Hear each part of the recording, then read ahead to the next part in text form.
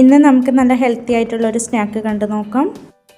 അപ്പോൾ ഇതുണ്ടാക്കിയെടുക്കാൻ വേണ്ടി ചൂടായ കടായിലേക്ക് 1 ടേബിൾ സ്പൂൺ നെയ്യ് ഒഴിച്ചു കൊടുക്കുന്നുണ്ട്.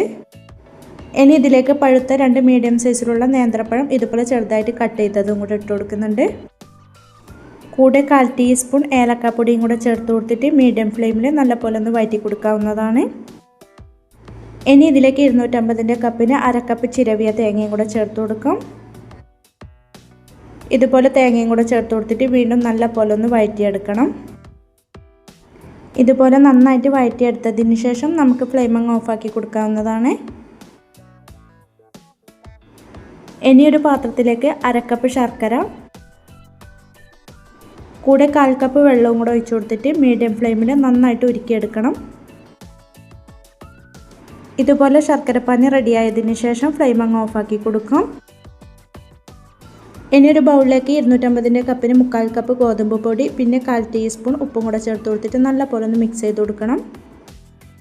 ഇതുപോലെ മിക്സ് ചെയ്ത് കൊടുത്തതിന് ശേഷം നമുക്കിതിലേക്ക് ഉരുക്കിയെടുത്ത ശർക്കരപ്പാനി ചൂടോടുകൂടി തന്നെ ഇതിലേക്ക് അരിച്ചിട്ടങ്ങ് ചേർത്ത് കൊടുക്കാം. ഇനി ഇതിലേക്ക് 3/4 കപ്പ് വെള്ളവും കൂടെ ഒഴിച്ചു കൊടുക്കുന്നുണ്ട്. ഇനി ഇത് നമുക്ക് കട്ടകളൊന്നും കൂടാതെ നന്നായിട്ട് മിക്സ് ചെയ്തെടുക്കണം. ഇനി നമുക്ക് ഇതിലേക്ക് നേരത്തെ വഴറ്റി മാറ്റി വെച്ച പഴത്തിൻ്റെ കൂട്ടും കൂടെ ചേർത്ത് കൊടുക്കണം. ഇനി ഇതിലേക്ക് കുറച്ച് ക്യാഷ്യൂ ഒന്ന് വറുത്തെടുത്തത് ക്രഷ് ചെയ്തതും കൂടെ ഇട്ട് കൊടുത്തിട്ട് വീണ്ടും നമുക്ക് നന്നായിട്ടൊന്ന് മിക്സ് ചെയ്ത് കൊടുക്കാവുന്നതാണ്. ഇതുപോലെ മിക്സ് ചെയ്ത് കൊടുത്തതിന് ശേഷം നമുക്കൊരു കേക്ക് ടിന്നിലേക്ക് അല്പം നെയ്യൊന്ന് ബ്രഷ് ചെയ്ത് കൊടുക്കാവുന്നതാണ്. ഇനി നമുക്ക് ഈ കൂട്ട് ഇതിലേക്ക് അങ്ങ് ഒഴിച്ചു കൊടുത്തിട്ട് ഒന്ന് ലെവൽ ചെയ്ത് കൊടുത്തതിന് ശേഷം മീഡിയം ഫ്ലെയിമിൽ ഒരു 20 മിനിറ്റ് ആവിയിലൊന്ന് വേവിച്ചെടുക്കാവുന്നതാണ്. ഇനി ഇത് നമുക്ക് നല്ലപോലെ ചൂടാറിയതിന് ശേഷം ഇതിൻ്റെ സൈഡ് ഇതുപോലെ ഒന്ന് വെടിയിപ്പിച്ചിട്ട് ഡിമോൾഡ് ചെയ്തെടുക്കാവുന്നതാണ്. അങ്ങനെ ഇതാ കുട്ടികൾക്കൊക്കെ ഉണ്ടാക്കി കൊടുക്കാൻ പറ്റിയ നല്ല ഹെൽത്തി ആയിട്ടുള്ളൊരു സ്നാക്ക് ഇവിടെ റെഡിയായി കിട്ടിയിട്ടുണ്ട്.